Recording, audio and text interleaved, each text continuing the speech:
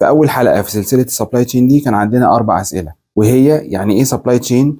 منين جه المصطلح ده؟ إيه الكورسات اللي ممكن أدرسها عشان أطور نفسي في مجال السبلاي تشين؟ وأخيرا لو عايز أطور نفسي في مجال البرودكشن بلاننج إيه الكورس اللي ممكن أدرسه؟ الحلقتين اللي فاتوا اتكلمنا عن معنى السبلاي تشين، واتكلمنا كمان عن نشأة وتاريخ السبلاي تشين، وبكده نكون جاوبنا على أول سؤالين من ال4 أسئلة.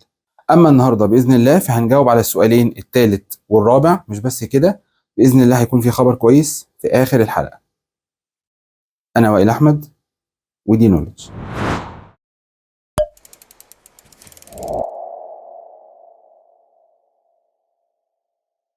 ونبدأ بالسؤال الثالث، لو عايز أطور نفسي في مجال السبلاي تشين إيه الكورسات اللي ممكن أدرسها؟ الحقيقة إنه في 3 هيئات عالمية وكلها مشهورة في مجال السبلاي تشين، وهي CIPS، IPSCMI، وأخيرا أبيكس، واللي اتغير اسمها ل ASCM، وهنعرف إيه قصتها بعد شوية. وطبعا الحروف المختصرة دي سواء CIPS أو IPSCMI أو أبيكس أو ASCM هو تجميع للحروف الأولى من اسم أي انستيتيوت أو أسوسيشن. والحقيقة إن كل جهة أو هيئة من الهيئات دي عندها مجموعة من السيرتيفيكيشن والباثز لكل تخصص من تخصصات السبلاي تشين.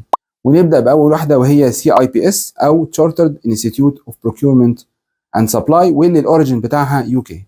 السكوب للسي اي بي اس هو البروكيورمنت والسبلاي والكونتراكتنج فقط لا غير، وعندهم باثز او مسارات دراسيه في شكل ليفلز. اما الهيئه الثانيه وهي اي بي اس سي ام اي، وهي اختصار انترناشونال بيرتشيسنج اند سبلاي تشين مانجمنت انستيتيوت، واللي الاوريجين بتاعها يو اس.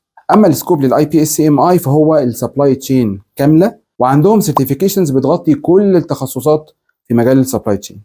اما الهيئه الاخيره وهي ابيكس او اي اس سي ام، واللي الاوريجين بتاعها يو اس. وعلشان اللخبطه اللي عند بعض الناس بين ابيكس واي اس سي ام فخلونا نحكي القصه سريعا. سنه 1957 وتحديدا في الولايات المتحده الامريكيه اجتمع مجموعه كبيره من مديري التخطيط ومتابعه الانتاج في صناعات مختلفه، وكونوا هيئه سموها American Production and Inventory Control Society، واللي اشتهرت بعد كده عالميا بالاختصار ابيكس، واللوجو طبعا الشهير ده. ومن اسمها وبحكم تخصص اللي كونوها، فابيكس كانت مركزه على البرودكشن بلاننج والانفنتوري كنترول او تخطيط الانتاج واداره المخازن. ومع الوقت بدات ابيكس تطور في نفسها وتكبر السكوب لكن بنفس الاسم، وفضل الاسم ده لاكثر من 40 سنه. وفي 2014 و2015 ابيكس عملت مجموعه من الميرجز والاكوزيشنز او الاستحواذات لهيئات ثانيه لللوجيستكس والسبلاي تشين في يو اس. وبعدها وفي سنه 2018 ابيكس غيرت اسمها علشان تكون ASCM او Association for Supply Chain Management. والحقيقه ان ASCM في ثوبها الجديد عندها برامج لكل تخصص من تخصصات السبلاي تشين، لكن تظل شهادات ابيكس هي الاشهر عالميا، وعلشان كده احتفظت ASCM بالشهادات دي بنفس الاسم. وعلى الماتيريال لاي شهاده من الشهادات دي وجنب لوجو ASCM الجديد هتلاقي اللوجو اللي فضل سنين يتحط ابيكس. في البدايه ابيكس كان عندها شهادتين، CPIM Certified in Production and Inventory Management، واللي بالمناسبه اتغيرت دلوقتي بقت Certified in Planning and Inventory Management، غيروا كلمه Production خلوها Planning. وCPIM من اسمها متخصصه في البرودكشن بلاننج والانفنتوري مانجمنت بشكل نقدر نقول عليه اوبريشنال او تفصيلي.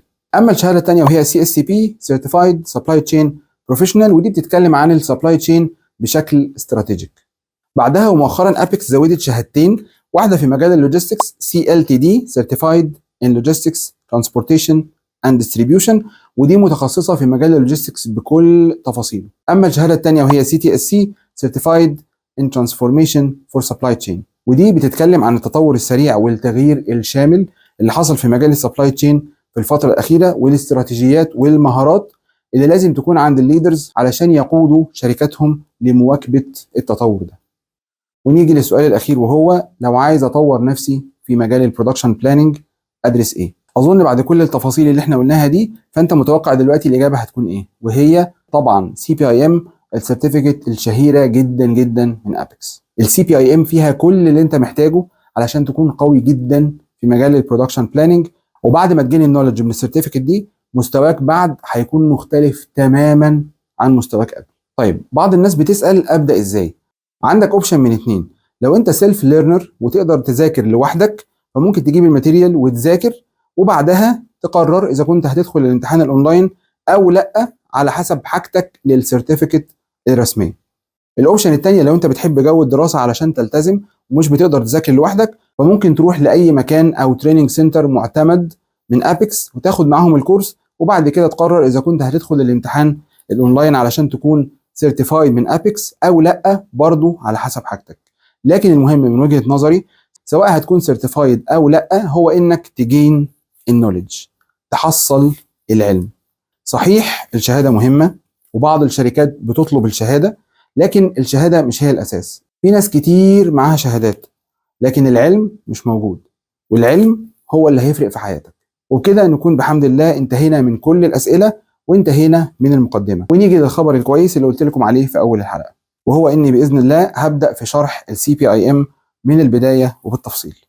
واسال الله ان ييسر الامر وان يتمه على خير، وما تنسوناش من دعواتكم بالتوفيق. اسيبكم هنا واشوفكم باذن الله في اول حلقه في سي بي اي ام.